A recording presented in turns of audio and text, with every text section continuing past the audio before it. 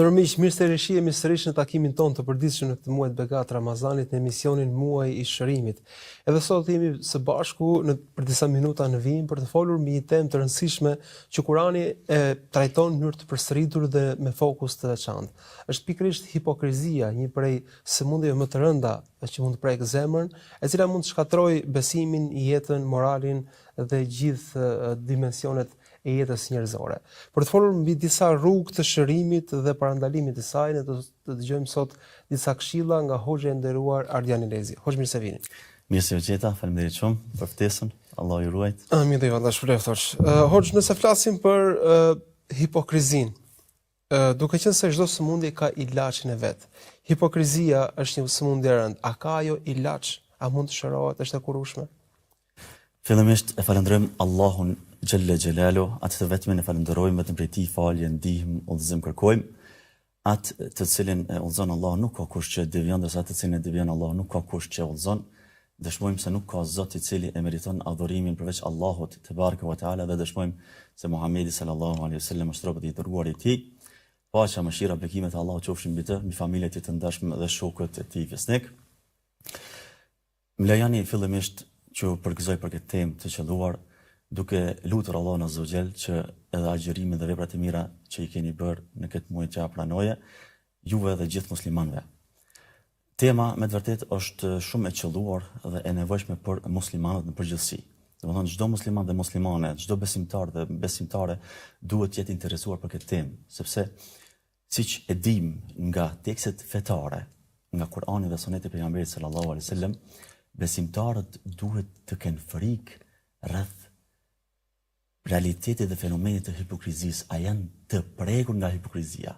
Kështu madje edhe sahabët e kanë pas këtë fenomen dhe kanë pas frikë.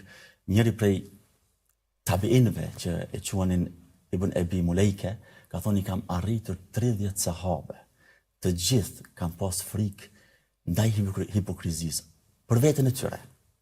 E kështu ka vazhduar kjo brez pas brezi. Rreth pyetjes që shtrove konkret, që është pyetje me të vërtetë shumë e rëndësishme, ti në fakt vllai nderuar i ke përmendur dy konstatime të rëndësishme. E para e përmendë se çdo sëmundje ka ilaç. Kjo është faktikisht është fjalë e pejgamberit sallallahu alaihi wasallam. Edhe është një fjalë shumë shpresëdhënëse.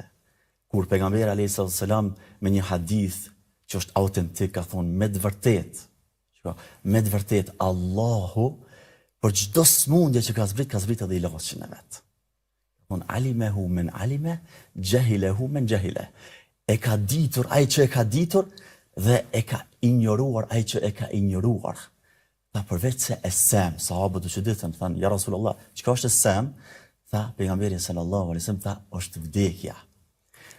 Çka po nxjerrim prej kësaj? Po nxjerrim se njohuria është më rëndësi.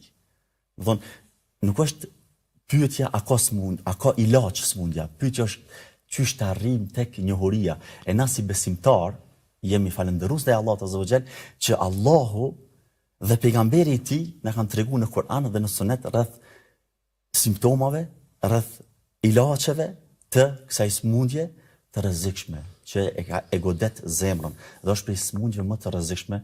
Shumë e vërtetë se është sëmundje prej më të rrezikshmeve që ka zemra. Po edhe pse është prej më të rrezikshmeve, pas ka ilaç. Po ka ilaç. Kështu kushdo që është prekur për saj, veç të kërkoj ilaçin, të kërkoj ndihmë, se me lejen e Zotit do ta gjej. Po, vetëm se me rëndësi është të pyesë rreth ata që dinë për ilaçet dhe mundësitë se si të trajtohet kjo sëmundje e rrezikshme. Dhe pjesa konstatimi i dytë është se me të vërtetë është sëmundje e rrezikshme. Që konstatimi i dytë se për çka është e rrezikshme, që shtrohet pyetja çdo besimtar tash që na ndëgjon, pyet pse është kaq e rrezikshme. Nëse kemi mundësi me formulu me një formulë, është sepse e rrezikon ikhlasin. E rrezikon sinqeritetin. Sinqeriteti i cili është shtyllë e pranimit të veprave. Pa sinqeritet nuk pranohet vepra. Ndërsa boshti korrizor i hipokrizisë apo smundjes së hipokrizisë është syfacia. Prandaj e rrezikon ikhlasin. Mira mo si që potencuam, ilaç ka. E rëndësishme është që të pendohemi, të tregojmë të sinqert dhe të kërkojmë ilaç. Ndërkohë mund të jemi në situata kur nuk jemi të sigurt nëse vepra jonë ka qenë e sinqert për hatër të Zotit apo nëse ka patur hipokrizi. Cilat janë disa nga indikatorët që na tregojnë se sa e sinqert ka qenë vepra ose sa e prekur ka qenë nga hipokrizia? Kjo është një pyetje me të vërtetë shumë e qëllueshme dhe shumë e rëndësishme, sepse besimtarët kur veprojnë ka prej besimtarëve që veprojnë amo nuk e din, është në dyshim, është në konfuzion, amo është pranu vepra apo nuk është më pranu vepra. Si ta di a jam i sinqert apo nuk jam i sinqert. Si ta di a është përzir vepra me sifatësi apo nuk është përzir. E këtu janë disa parime që duhet i kemi parasysh që mundi secili me bëu këtë test vet. Edhe me pas se ku gjendet. Njëra e para që është më e rëndësishmja, po filloj me të më të rëndësishmen. Nëse një besimtar apo besimtare kur të jenë vet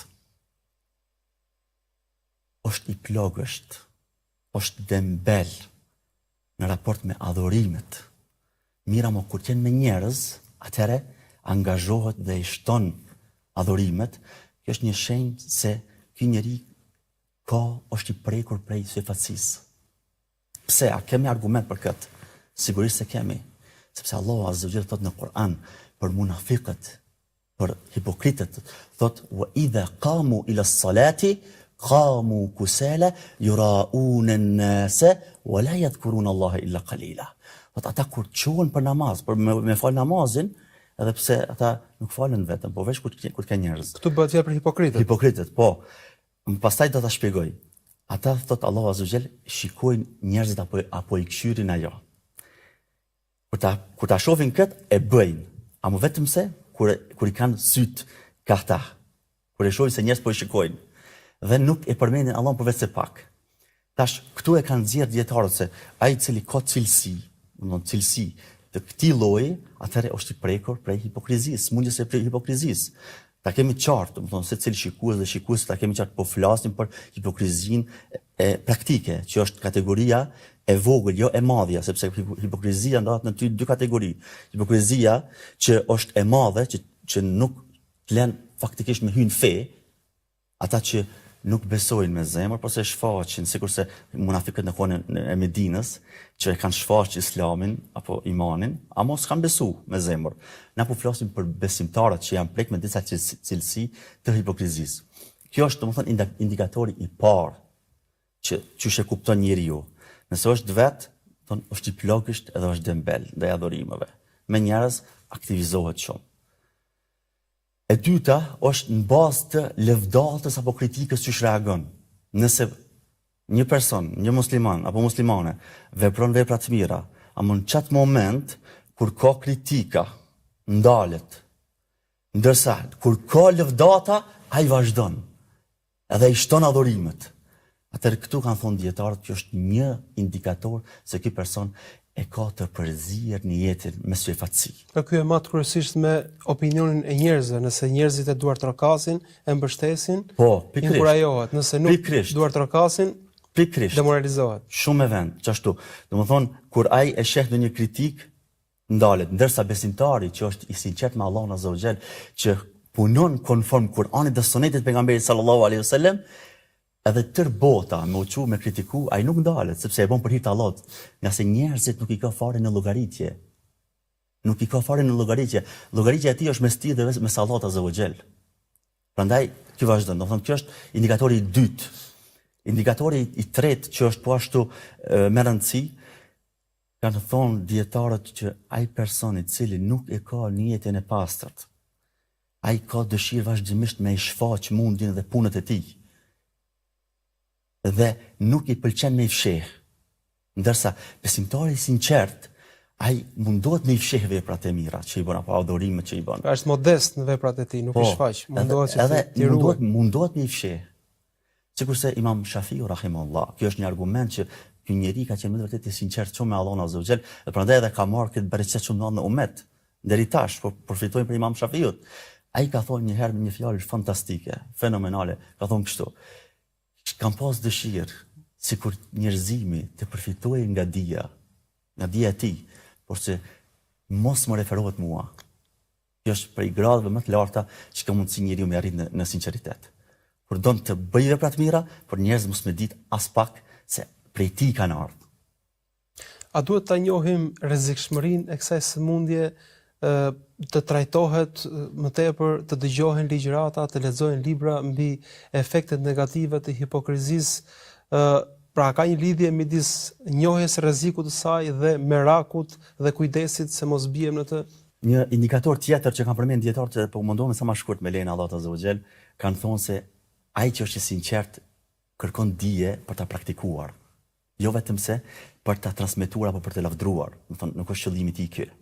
Edhe madje kanë thonë njeriu që është i sinqert nuk ka dëshirë me lavdru, ndërsa ai që është i prekur prej hipokrizisë, ai kërkon lavdata, madje edhe për vepra që nuk i bën. Edhe po është një indikator që mos ta zgjasim më shumë, është çështja që e kanë praktikuar këtë sahabët. Edhe kur praktikojnë vepra të mira, të shumta, adhurime të shumta, kanë frikë se nuk po i pranohet. Subhanallah. Këtë Hasan el-Basri rahimahullah, ky dietar kaq mendjedritur dhe me këtë dije kaq të thellë dhe ibadet që ka qenë i njohur për ibadetin dhe Zotin e tij, ka thonë nuk friksohet përveç se besimtari. Friksohet ndaj çështjes së hipokrizisë dhe nuk është i sigurt ndaj saj përveç se munafiki. Edhe Aisha radhiyallahu anha një herë, që është ngjarje shumë e bukur, që ka mësuar Aisha radhiyallahu për pejgamberin sallallahu alajhi wasallam, edhe që ka transmetuar ummetin lidhur me këtë temë, kur për ajetin ku Allahu azza wa jalla thotë walladhina yu'tuna ma atau wa qulubuhum wajila. Aisha radhiyallahu anha, do të thonë kuptimi i ajetit është ata kur japin, atë që japin, zemrat e tyre janë të friksuara. Ajo Aisha radhiyallahu anha pyeti pejgamberin sallallahu alaihi wasallam, ja Rasulullah, a është ai person i cili vjedh, i cili bën zinë, pin alkool dhe friksohet, do të thonë nga ana e jashtme literale, kështu mund të kuptohet. Pejgamberi sallallahu alaihi wasallam, jo i bija e sidikut. Dhe janë ata të cilët falen, agjërojnë, edhe japin sadaka, por se kanë frikë se apo i pranohet vepra jo. A kanë qenë të sinqertë apo jo? Apo i pranohet vepra, sepse sa më shumë që të fuqizohet zgjuarësia shpirtërore, edhe të ngritet vetdia, sa aq më shumë edhe është kujdesi për veprat dhe frika se apo pranohen ajo. Ndërkohë, a është më rëndësi që të njohim rrezikun e kësaj sëmundje, se ndoshta duke i njohur më tepër rrezikun e saj, edhe marrim masa që mos prekemi ose të parandalojmë atë? Po, patjetër, sepse na e dim se një herë për të marrë masat e shërimit, edhe në sëmundjet fizike, na duhet, do të thonë, ta njohim atë sëmundje. Edhe kur e shohim edhe simptomat edhe efektet anësore, atëherë marrim edhe masat më shpejt që të shërohemi. Në raport me çështjen e hipokrizisë apo sëmundjes së rrezikshme të hipokrizisë, këtu kur e njeh besimtari apo kur arrit tek vetdia se i rrezikohet ahireti i tij. Pse i rrezikohet ahireti i tij? Sepse vepra nuk pranohet. Vepra nuk pranohet nëse nuk është e sinqert për hir të Allahut azza wa jall, dhe plotësisht e sinqert për hir të Allahut subhanahu wa taala. Kur njeriu mendon se ka më dal para Allahut azza wa jall, edhe para Allahut ka më dhënë llogari, ndërkohë që ka pas hipokrizi, si do të dalë para Allahut subhanahu wa taala, si do të japë llogari para Allahut azza wa jall. Edhe kjo domethënë ndikon pastaj. Edhe të gjitha rreziqet që i kanë përmendur dietarët, si për shembull që njeriu kur të është i prekur prej hipokrizisë, goditet prej simptomeve që janë përmendur në sunetin e pejgamberit sallallahu alajhi wasallam. Pejgamberi alayhi wasallam ka përmendur disa simptoma shumë të rëndësishme apo cilësi të këtyre munafikëve apo atyre që i ngjajnë munafikëve. Ka thonë pejgamberi sallallahu alajhi wasallam 4 cilësi janë. Nëse robi i ka ato, i posedon ato, ka thonë pejgamberi është munafik i pastër. Nëse e ka ndonjë cilësi apo veti prej saj, atëherë është prek me një cilësi prej prej të nifakut apo hipokrizisë derisa ta lej ato. Që kjo fjala derisa ta lej ato shumë e rëndësishme për neve. Çfarë do të thonë kjo për neve? Çfarë na mëson? Që ka mundësi me u shëru. Do të thonë nëse e lën, shërohet. I ka thonë pejgamberi alayhis salam i ka përmend 4 cilësi, ka thonë kur i besohet diçka, çka bën ai? Tradhton. Kur flet gënjen, kur e bën ndonjë marrëveshje mashtron, edhe kur ka ndonjë konflikt bëhet shumë i padrejtë. Bëhet shumë i padrejtë. Edhe me një tjetër hadith, domethënë që është apo ashtu autentik, një cilësi tjetër ka ardhur nëse premton, e them premtimin. Kur një besimtar nëse e din rreziqet dhe i praktikon çdo cilësi, ai e humb besueshmërinë tek njerëzit. Askush nuk don me pas punë me to. Secili njeri ruhet prej tij, edhe e humb kredibilitetin. Edhe nuk ka vlerë tek njerëzit. Prandaj kur i din këto gjëra, kjo duhet ta shtyhet që të mendoj që të marrë masat e shërimit të kësaj smundje të rrezikshme. A është dhikri një mekanizëm, një mënyrë e rëndësishme për ta ruajtur veten nga hipokrizia, duke qenë se besimtarët e mirë e përmendin Zotin vazhdimisht? Dhikri, vllai nderuar, është prej ilaçeve më efikase në trajtimin e hipokrizisë. Edhe këtë me argument të Allahut azza wa jalla në Kur'an, ku Allah subhanahu wa taala e përmenda parë më herët, e përmenda një cilësi të munafikëve që wala yadhkuruna Allah illa qalila tat Allah azza wa jalla. Ata nuk e përmendin Allah përveç se pak. Do të thonë kuptimi i kundërt të kësaj, se ai që e përmend Allahun shumë, ai që përmend Allahun azza wa jalla shumë, do të thonë është i ruajtur prej hipokrizisë. Këtë ka thënë Kabi ibn Malik, ai që përmend Allahun azza wa jalla shumë, ai është i mbrojtur prej hipokrizisë, smundjes së hipokrizisë. Do të thonë Kabi ibn Malik ishte prej dietarëve të sahabëve, ishte prej aty që ekspertëve më të dalluar të Kur'anit. Edhe, do të thonë kjo është nxirrje faktikisht që është prej Kur'anit. Edhe kët pejgamberi sallallahu alaihi wasallam e ka bërë vazhdimisht. Në një hadith tregon Abdullah ibn Umar radhiyallahu anhu thotë, kemi qëndruar me një mexhlis, do të thonë ka ndodhur kemi qëndruar me një mexhlis dhe unë i kemi njëjtë që 100 herë pejgamberi sallallahu alaihi wasallam është lut Rabbi ighfirli wa tub alayya innaka antat tawwabur rahim. O Zot, falë mua dhe pranoma pendimin mua, sepse ti me të vërtet je pranues i pendimit dhe mëshirues. Prandaj gjithë këtë lutje 100 herë kena dëgjuar. Aisha radhiyallahu anha, nëna e besimtarëve, që e ka përjetu pejgamberin sallallahu alaihi wasallam në shtëpi, mas shumti ka pas punë me to. Do thonë në shtëpi kur ka qenë pejgamberi sallallahu alaihi wasallam, se jashtë ka pas raporta, më ndoshta ka pas edhe më shkurt. Në shtëpi e ka përjetu pejgamberin sallallahu alaihi wasallam, që ka kaluar ditën, edhe ka transmetuar se kana Rasulullah sallallahu alaihi wasallam yadhkurullah ala kulli ahyani. Me të vërtet pejgamberi sallallahu alaihi wasallam e përmendte Allahun në çdo rast, në çdo moment. Subhanallah. Pse shtrot pyetja ka bu pejgamberi sallallahu alaihi wasallam këtë? Sepse pejgamberi është imami i të udhëzuarve, është imami i të sinqertëve. Kur është zemra e sinqertë dhe e lidhur me Allahun azza wa jall, ajo e përmend Allahun subhanahu wa taala. E kur e përmend shumë Allahun azza wa jall, Allahu është më fisnik që ta sprovojë zemrën e tij me hipokrizi. Edhe kështu, domethënë e ugjit zemrën me ikhlas, domethënë e ugjit zemrën me sinqeritet dhe nuk lën vend për shka? Për hipokrizi. E shpesh ky dhikr bëhet dhe në fshehtësi, në mungesë të njerëzve, çka tregon për sinqeritet. Absolut. Edhe këtë madje e nxjerrim për një hadith tjetër, hadithi shumë i njohur, i 7 grupeve që janë në hijen e Allahut azza wa jall në gjykimit, ku nuk ka hije tjetër përveç hija e tij. Çka në hadith, domethënë tekstualisht. Aty është një grup, 2 grupe faktikisht që lidhen me adhurimin e fshehtë, por një prej tyre që e përmend vllai nderuar është ai që e përmend Allahun në vetmi. Dhekar Allah khalien. Thot pejgamberi sallallahu alaihi wasallam, vet kur është me Allahun azza wa jall, edhe i rrjedhin lotët. Ky është prej grupeve që është i mbrojtur ditën e gjykimit. Është në hijen e Allahut subhanahu wa taala. Krenaria është një cilësi e besimtarëve të sinqertë dhe mungesa e krenarisë ose kompleksi me fen shpesh është tregues i hipokrizisë. Si duhet ta kultivojmë krenarin për fen dhe si duhet ta mundim hipokrizin përmes komplekseve që kemi në fen tonë. Kjo është një çështje e rëndësishme që përmendet, por se sipas mendimit tim, kjo është një efekt ansor, sepse ai njeriu që i largohet nga cilësitë e hipokrizisë, ai njeriu që e lidh zemrën me Allahun azza wa jall, kjo e shton krenarinë në çdo aspekt, sepse është i lidhur me Allahun subhanahu wa taala. Dhe çdo vepër Ai e bën për çka? Për ta kënaqur Allahun dhe nuk friksohet prej askujt përveç se prej Allahut subhanahu wa taala. Prandaj edhe i largohet kompleksi i inferioritetit. Ndërsa e kundërta, munafikët shikojnë njerëzit çfarë po bëjnë. Lëvdat janë, domethënë, gjuetar të pëlqimeve të njerëzve, të lëvdatëve të njerëzve. Prandaj edhe kështu janë Allahu subhanahu wa taala ja heq atë krenari prej zemrës. Edhe të binë në përbuzje, në nënçmim. Ndërsa krenaria e vërtetë është kur je i lidhur me Allahun subhanahu wa taala.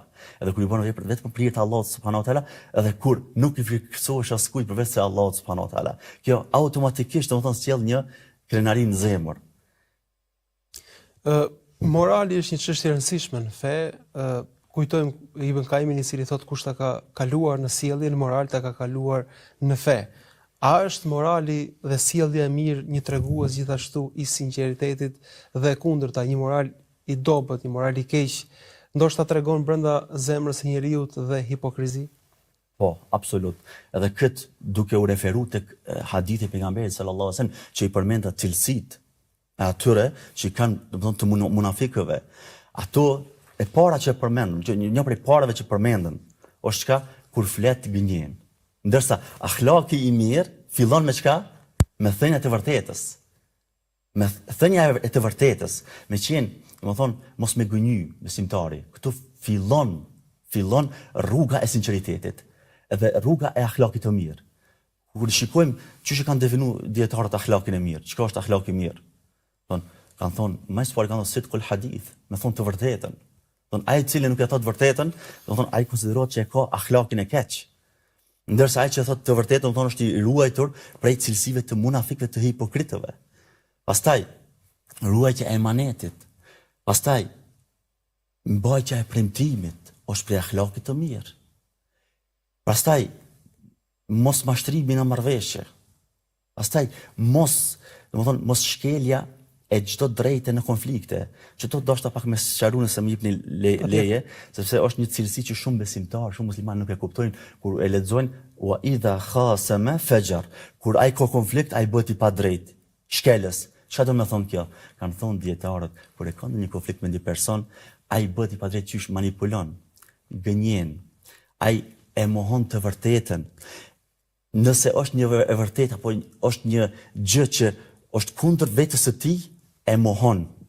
Ndërsa nëse është diçka në favor të tjetrit, ai e akuzon, e shpif, shtin në konflikt apo në temë diçka, dhe kjo ndodhet në përgrindje, që s'ka as pak lidhje me grindjen apo me çështjen që po diskutojnë. Do të kjo është ajo shkelja që ka përmendur pejgamberi sallallahu alajhi wasallam, që kur ka një konflikt ai bëhet i padrejt, bëhet i keq. Ky është muaj i adhurimeve të shumta, kryesisht dhe ato vullnetare, duke qenë se çdo adhurim vullnetar në këtë muaj ka sevap të madh dhe gati gradën e farzeve, detyrimeve. A duhet i bëjmë adhurimet në këtë muaj edhe me njetin që Zoti na pastroi nga hipokrizia dhe ndikojnë ato tek sinqeriteti i personit?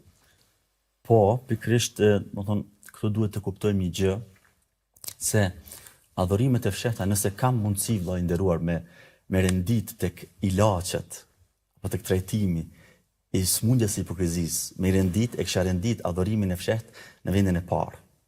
Sepse adhurimi i fshehtë i njeriut tregon një dashuri të madhe për Allahun subhanahu wa taala. Dashuria për Allahun azza wa jall është prej veprave të zemrës. Kjo tregon se është i sinqert me Allahun azza wa jall. Adhurimet e fshehta, një shembull që është përmend një prej dietarëve që më ka pëlqyer shumë, ka thënë si një kunj kur e fut, me qenë edhe i madh, do të thonë vepra me qenë të mëdha, por se nëse nuk e fut shumë në tokë apo thellë në tokë, do të thonë nëse mungon adhurimin e fshehta, ajo bën shumë lehtë. Do të thonë gjatë fitneve, sprovave, ai njeriu bën shumë lehtë. Ndërsa nëse është një kunj jo i madh apo i fuqishëm, por se e fut thellë në tokë, ai qëndron. Edhe në sprova, edhe në fitne, ai njeriu qëndron dhe arrin dashurinë e Allahut subhanahu wa taala. Edhe adhurimet e fshehta e pastrojnë zemrën prej hipokrizisë. Sepse e ujit, domethënë sinqeritetin, sinqeriteti është e kundërt, si më thon antibiotiki i hipokrizisë. E eliminon absolut Do thonë, prej më efikazave që kemi mundësi me bë janë adhurimet e fshehta, sepse siç e pam edhe kategorinë tjetër që është në hadithin e 7 grupeve, është një person që ka dhënë sadaka, derisa edhe dora e majt nuk e ka pas çka për dora e gjatë, sepse e ka fsheh sadakën. Edhe ky hyn në një grad, do thonë një grup që është i mbrojtur në ditën e gjykimit. Do thonë është në hijen e Allahut azza wa xal. Në këtë muaj janë të shumta momentet ku pranohen duat dhe besimtarët janë angazhuar më tepër me bërjen e duave. A duhet të përfshijmë në duat tona një pendim të sinqert për ato momente që ndoshta janë prekur nga hipokrizia, ose të përmendim në duat tona që Zoti të na ruaj nga hipokrizia me vetdije ose pa vetdijen tonë? Po, kjo është faktikisht edhe këshilla e pejgamberit sallallahu alaihi wasallam, domethënë një lutje nëse në këtë emision, çdo besimtar që ka shikuar këtë emision tash, nuk merr asgjë tjetër, përveç se çka lutje tash në fund që po përmendë, kjo mjafton. Si dobi praktike. Tash secili prej nesh do të pas frikë hipokrizin. A janë vepra të planuara ajo? Tash një pejgamberi sallallahu alaihi wasallam një herë, domethënë shikoni çfarë lutje të bukur në lidhje me këtë fenomen pejgamberi sallallahu alaihi wasallam për na mëson. Ebu Musa el-Eshari, ky sahabi i nderuar, një herë po tregon se thot pejgamberi sallallahu alaihi wasallam po na mbante një hutbe. Edhe fliste pejgamberi sallallahu alaihi wasallam për çështjen e shefatësisë, që është shirku i fshehur. Edhe tha pejgamberi alaihi wasallam po thot, keni frikë këtë shirk sepse ai është më i fshehur se sa, shikoj çfarë përshkrimi, se sa zëri i zvarriqjes së milingonës. Allah. Kur ndëgjon sahabët këtë përshkrim të pejgamberit sallallahu alaihi wasallam u çuditën, se në vërtet shumë e fshehtë. Para mendoni zërin e zvarriqjes së milingonës, ai nuk dëgjohet. Edhe i thanë ja Rasulullah, do të thonë çysh me urujt na prej këtij fenomeni kur është më e fshehur sa zëri i zvarriqjes së milingonës. E pejgamberi sallallahu alaihi wasallam tha thuani, shiko, çka këshille, Allahumma inna na'udhu bika an nushrika bika wa nahnu na'lam. Allahumma inna na'udhu bika min an nushrika bika shay'an wa nahnu na'lam. O Allah, kërkojmë mbrojtje tek ti. Që të shoqërojmë në adhurim diçka duke e ditur dhe kërkojmë falje për atë që nuk e dim. Do thonë, këtë lutje na përket ta mësojmë, edhe nuk duhet patjetër në gjuhën arabe. Kemi mundësi në gjuhën shqipe ta thojmë se Allahu azza wa jalla i kupton të gjitha gjuhët. Prandaj, do thonë është një këshill pejgamberike. Edhe në një tjetër transmetim, do thonë i ka thonë Ebu Bekrit, madje i ka thonë Ebu Bekrit që atë tregoi diçka që i largon të shumtën dhe të paktën në këtij shirku që është i fshehur. Kaq sikurse zëri i zvarriqjes së milingonës. Ebu Bekrit, do thonë ja kallëzoi tha thuaj Allahumma inni a'udhu bika an ushrika bika wa ana a'lam wa astaghfiruka lima la a'lam. O Allah, kërkoj mbrojtje tek ti që të shoqëroj në adhurim duke e ditur dhe kërkoj falje nga ajo që nuk e di. Kjo lutje është, domethënë, decisive, është shumë direkte, e drejt për këtë çështje për të cilën po flasim. Hoxhën, të falenderoj shumë për këto shpjegime, veçanërisht për këto dua, të cilat duhet t'i mësojmë, ti përvetsojmë në jetën tonë dhe veçanërisht në këto ditë ti përmendim sa më tepër që Zoti të na ruaj nga hipokrizia dhe të na pastrojë nga ajo. Zoti shpërblet. Për fund, po ta dëshirë të ndaj edhe një mësim nga një ajet kuranor, i cili na jep një platformë të plot se çysh me reagu besimtarët kur dojnë me shëru, domethënë këtë smundje. Allahu subhanahu wa taala pikërisht për fillimisht gjendjen e munafikëve në gjykimit që ka treguar se është me vërtet frikësues në fillim thotë innal munafiqina fi darkil asfali minan nar. Thotë Allahu azza wajal, me vërtet munafikët janë në shtresën më të ulët në zjarr, edhe nuk do të gjesh për ta ndihmëtar. Ama pastaj subhanallahu tash janë 4 cilësi që i përmend Allahu subhanahu wa taala që vlen për secilin ata që ka frikë, që ka dëshirë faktikisht të përmirësoje cilësitë e munafikëve dhe ti zaventsoje me diçka të mirë, me shërim faktikisht. Thot Allahu azza wa jall illa alladhina tabu. Përveç ata të cilët pendohen. Nëse dikush është prek me ndonjë cilësi, çfarë do të bëj? Duhet të pendohet. Çfarë do të thonë të pendohet? Duhet më së pari ta lëj atë mëkat, do të thonë nëse ka gënjy, ka vazhduar në gënjim ose gënjeshtër, duhet ta lëj ato. duhet të pendohet, të ndiqë keqardhje dhe të jetë i vendosur që mos të kthehet në atë mëkat. Pastaj thotë ila alladhina tabu wa aslahu, dhe përmirësohen në aspekt të dukshëm, po dhe të mbrëmshëm. Wa aslahu wa atasamu billah, që kjo është shumë e rëndësishme për çdo besimtar. Ata jo vetëm se i mbështetin Allahut azza wa jall, sepse më thonë i mbështeten nuk është për kthim i sakt, por se kapen fort për litarin e Allahut subhanahu wa taala. Sikur se dikush që ka stuhi të fuqishme dhe kapet fuqishëm për një litar. Do thonë mbështetesh dhe kapesh fort pas Allahut azza wa jall. Se Allahu është burim i çdo mburoje dhe sigurie. Edhe nëse don me arrit këtë qëllim sublim që të shërohesh nga kjo smundje, atë çfarë dush me bëj? Dush me kërku prej Allahut subhanahu wa taala, sepse vetëm Allahu është në gjendje që të shërojë. Edhe në fund Allahu thot, edhe do thonë e vendos fokusin tek sinqeriteti. O akhlasu dinahum lillah, dhe ata janë të sinqertë në fenë e tyre. Do të plotësisht të sinqertë. Do të këta thot Allahu janë me besimtarët dhe Allahu ka përgatitur për besimtarët një shpërblim shumë të madh. Çka është shpërbimi i madh është xheneti dhe të mirat e Allahut. E lutem Allahun azza xhel që na dhurojë të mirat e tij, që të na ndihmojë, që të bëjmë për atyre të cilët me të vërtetë çdo vepër e bëjmë me sinqeritet ndaj Allahut azza xhel, sepse siç ka thënë pejgamberi sallallahu alaihi wasallam me këtë hadith, po kam dëshirë me përmbyll, ka thonë inna Allaha la yaqbalu min al-amal illa ma kana lahu khalisan wa btughiya bihi wajhuhu. Me të vërtetë Allahu azza wa jall nuk e pranon asnjë vepër vetëm se nëse është e sinqertë. Por vetëm nëse është plotësisht e sinqertë dhe dëshirohet fytyra e Allahut subhanahu wa taala. Zoti ju shpëlbeft më të mirë, hoxh, Zoti ju nderoft për këto këshilla, për këto orientime, për këto shpjegime. Allahumma amin. Allah shpëlbeft edhe juve dhe ju uroj, do thonë, ditë të bekuara, në këtë muaj të bekuar dhe vepra të shumta të sinqerta, duke e lutur Allahun subhanahu wa taala që të bjerë lehtësim për çdo musliman në adhurimet e tyre, në agjërimin e tyre dhe në veprat e tyre në përgjithësi. Walhamdulillahi rabbil alamin. Wa sallallahu wa sallam wa baraka ala nabina Muhammad wa ala alihi wa sahbihi ajma'in. Wassalamu alaikum wa rahmatullah. Aleikum selam. Për miq, këto ishin shpjegimet e hoxhës, këto ishin të duhat e hoxhës. E lutim Zotin që të jenë të pranuara dhe gjithsesi për nesh t'i përvetsoj, të reflektoj mbi to, duke u ruajtur kështu nga ajo që është më e rrezikshme, hipokrizia. Këto ditë janë ditët e sinqeritetit, ditët e kthimit tek Zoti, prandaj çdo këshill dhe çdo reflektim mbi ajetet kuranore dhe hadithet profetike janë thesari i këtyre momenteve. Ju falenderoj që na ndoqët dhe miru takofsh.